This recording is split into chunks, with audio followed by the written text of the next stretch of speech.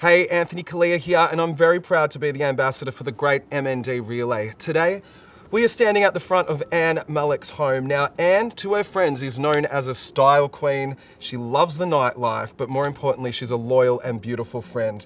Unfortunately, MND has only been in her life for the past year, but has already taken her voice. So today she'll be accompanied by her goddaughter Alexandra and will be using a voice assistance machine. So let's go inside, have a chat with Anne and find out about her story, living with MND every day, and how we can help people just like Anne. Alexandra! Hi, Anthony. Hi. Hello, Anne.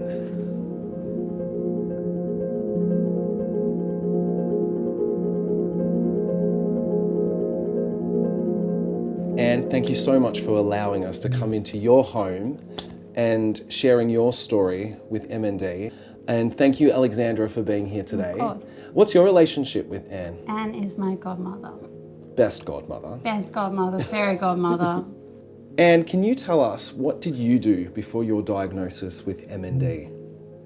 I worked for the City of Melbourne for 26 years. One of the highlights of my career was establishing the Nightclub Owners Accord. I became quite a night owl as I walked around the city in the early hours of the morning, checking the nightclubs, strip clubs and gambling venues, making sure that the diverse group of stakeholders were all doing what was agreed to, and I wasn't disappointed. What did you enjoy doing? I loved going to bars in the city after work and spent my weekends in galleries, at the ballet and in the shops, lots of shops. I always had a project on the go, be it painting, knitting or embroidery. I hoped to be a barfly at 90, dressed eccentrically with a martini in hand. You love shopping. Oh, who doesn't love a bit of shopping? She knew how to spend too.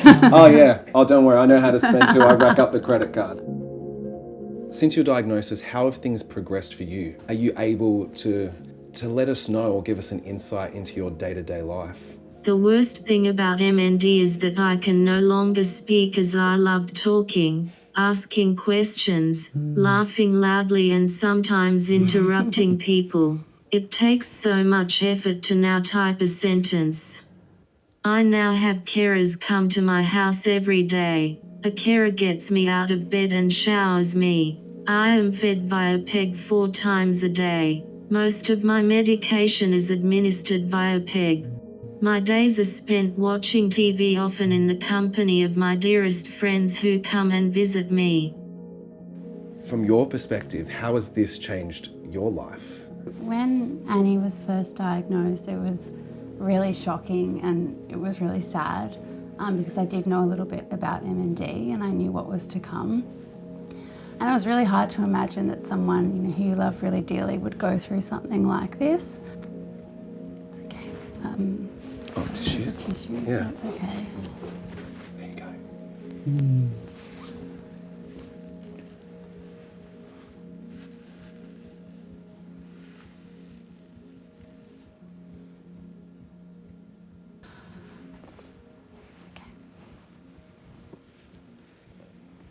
If there's one thing that you can say in terms of the reality of this disease and how you would describe it, how would you describe it? It robbed my life. It very much did. Like, prior to being diagnosed, Anne was a really fit, active person. She had so many hobbies, interests. She was always on the go, and she was a really well person.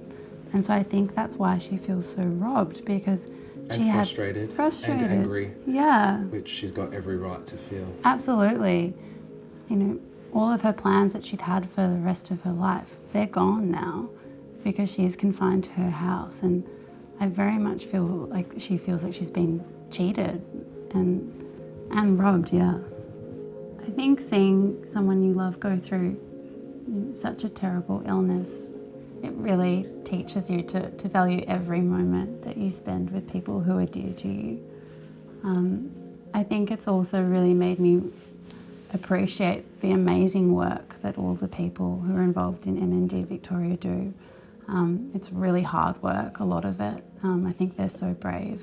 and we really need to look after those people. It is a insidious disease that robs you of all that you know. It is a ruthless predator and there is not a lot known about it. It is so important to raise awareness and support research, but until there is a cure there is care, so much care. Thank you MND Victoria for everything. Well, thank you. Thank you so much for sharing your story. And I know how difficult it is, and I know how difficult it is for everyone around you, including yourself, Alexandra. So we really, really do appreciate allowing us to come into your home. And I think I speak on behalf of Anne when I say thank you, Anthony, and to everyone at NND Victoria for coming and meeting Anne and listening to her story. You all do great work, and she thinks you're all fabulous. You're the only fabulous one here. Can I give you a hug? You're going to get a hug if you like it or not.